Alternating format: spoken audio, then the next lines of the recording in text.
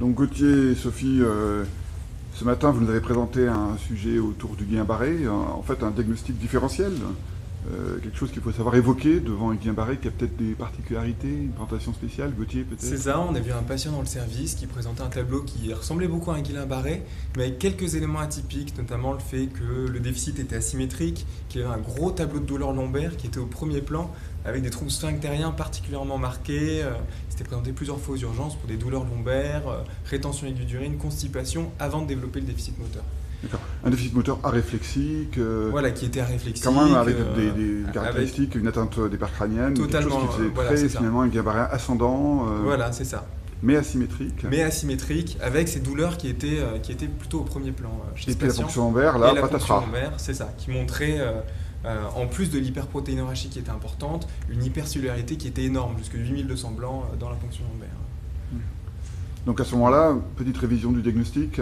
Donc la petite révision du diagnostic, on fait des analyses complémentaires qui finalement confirment un lymphome agressif chez notre patient, qui était déjà suivi pour ça, mais en rémission jusque-là. Et alors Sophie, un lymphome, comment est-ce qu'un lymphome peut donner un Guillain-Barré? C'est quand même étonnant ça. Ouais, chez ce patient, c'est assez fréquent chez les lymphomes qui évoluent depuis longtemps. En plus, il peut y avoir des localisations méningées. Donc là, on était face à une méningo-radiculite sur infiltration lymphomateuse. Donc les lymphomes, on a détaillé les différentes atteintes des neuropathies périphériques liées aux lymphomes, donc plutôt infiltratives ou dysimmunes. Et cette fois-ci, on est face à une atteinte infiltrative méningo-radiculaire à différencier de la polyneuropathie, de la PID, dysimmunitaire cette fois-ci. C'est fréquent comme mode de révélation d'un lymphome, l'atteinte comme ça neurologique périphérique?